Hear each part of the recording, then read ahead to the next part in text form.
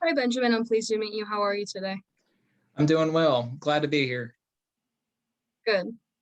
My name's Lauren Scott, and I'm your lead interviewer today, and I've been in this organization for 10 years. My name is Jillian Najdzinski. I'm the secondary interviewer today, and I've worked at this organization for about 5 years. We're very pleased to meet you. Well, as you guys know, I'm Ben. I'm really excited about this opportunity. It's been on my radar for a while. I'm finally glad to be here. We're pleased to meet you. Do you want to tell me a little bit about your previous work experience and then describe how you think it would benefit you in this current job opening? So my previous work experience is at a laboratory.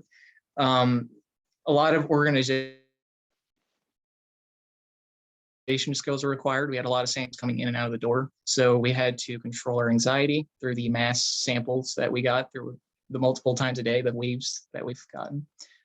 So there's a lot of organization and there was a lot of communication that was involved during the process.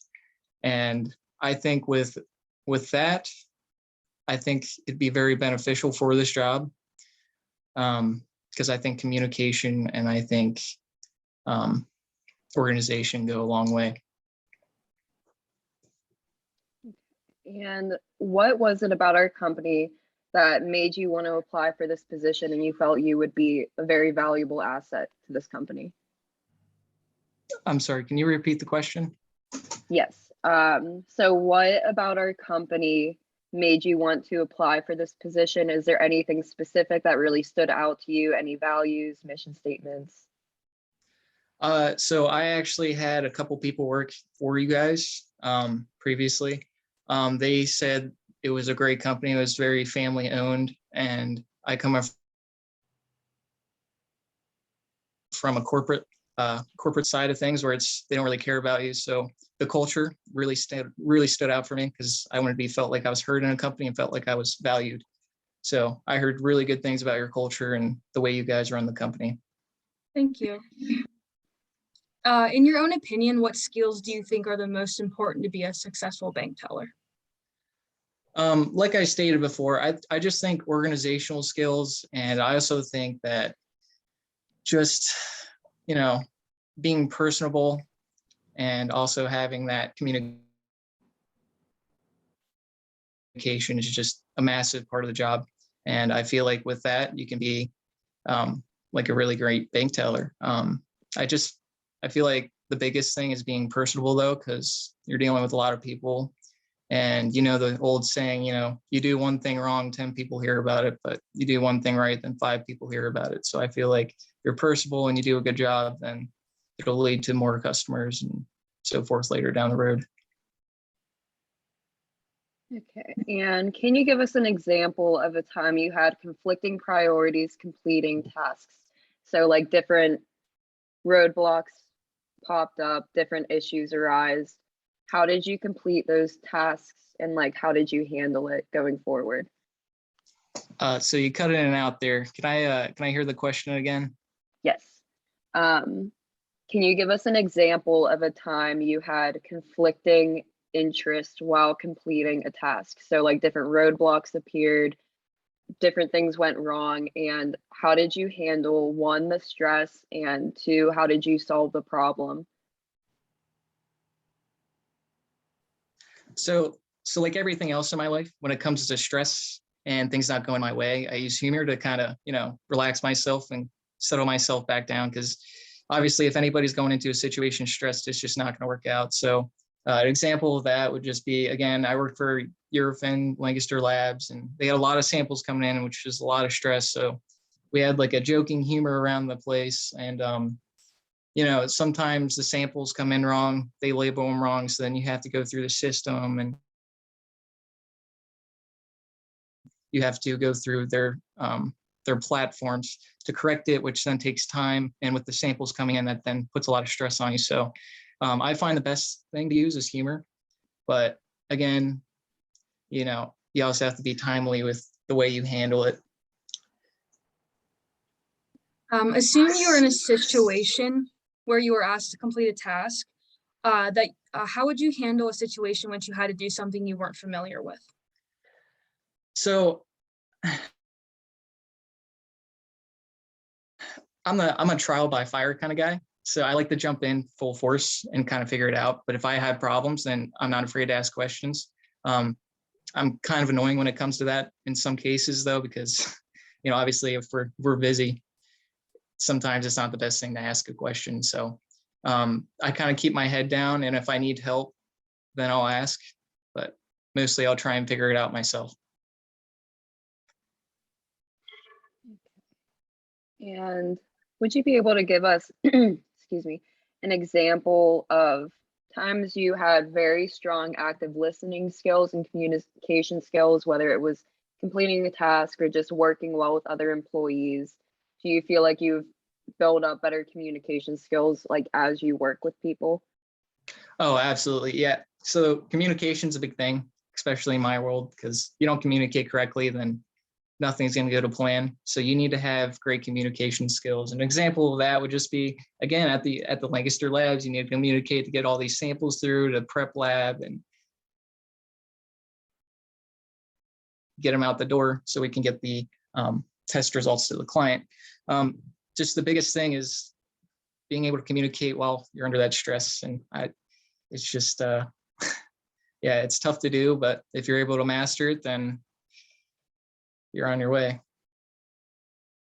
How do you deal with negative customers at work? So maybe they're upset about a process that happened during maybe a transaction, or maybe it's a way that something was handled prior. How would you deal with the negative customer?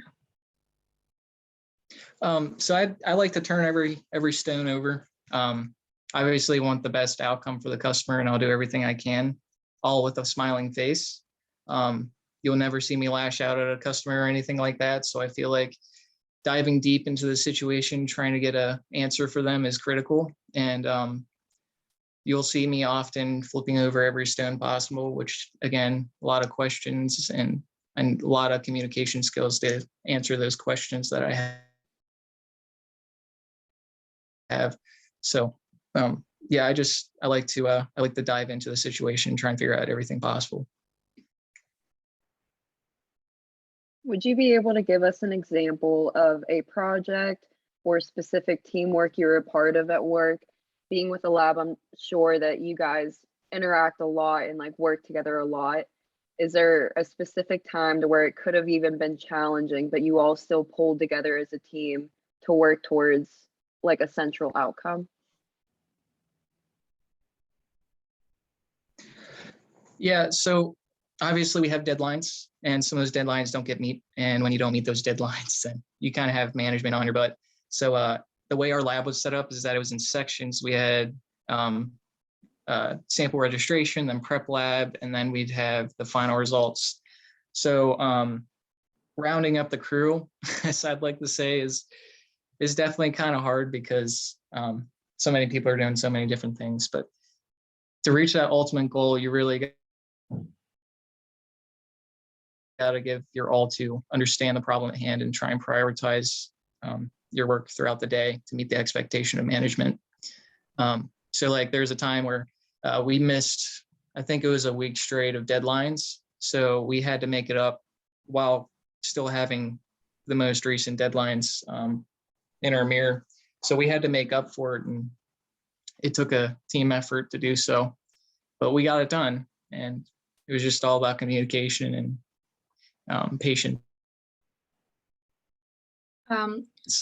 In your opinion, what do you believe your greatest strengths are, and what strengths would maybe your family or friends say that you have? They say I'm very personable. I also think I'm very well organized and a outstanding planner. There's never a time where you don't see me planning around a deadline. I want to make sure I have at least 2 days in advance to fix any bumps I may have on the task or anything like that, or might arise. So they say I'm very personable, and then I consider myself as very organized and a very good planner. And what areas do you feel you can improve yourself on? This could be like in your personal life, your work life. What are your weaknesses per se? So a big thing of mine is sometimes I'm a little too shy. I definitely need to, I don't know, just talk more to the people around me, because sometimes I shut down. So that's my biggest thing.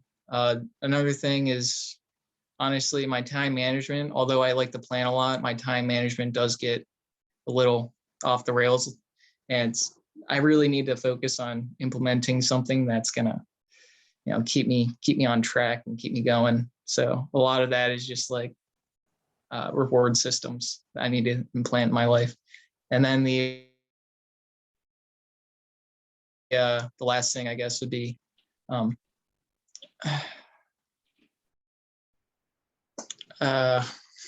just be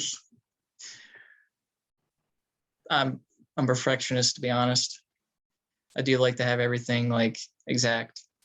And if I don't have everything exact, then I get a little grumpy.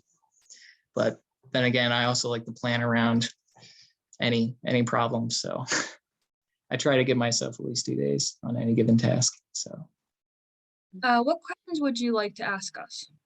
yeah. Whether it be any concerns, any questions about our company, any additional questions about this position?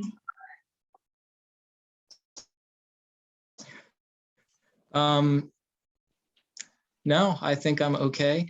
I guess the biggest thing is, how do you guys normally deal with people within your organization that don't necessarily fit?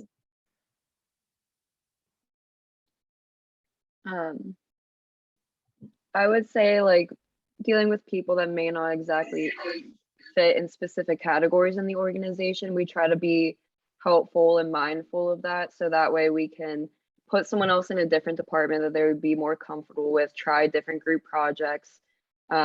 Basically just try to be a helping resource any way we can, because there is a lot of different departments within banks, not just like bank teller positions. And a lot of people, since it is an entry level position, they start out there but then decide they want to move somewhere else, which is totally okay. We're very open to people moving around if they're not exactly happy in their current position, but we also do try to let them explore everything within that position too before they make the decision to move to a different department or otherwise.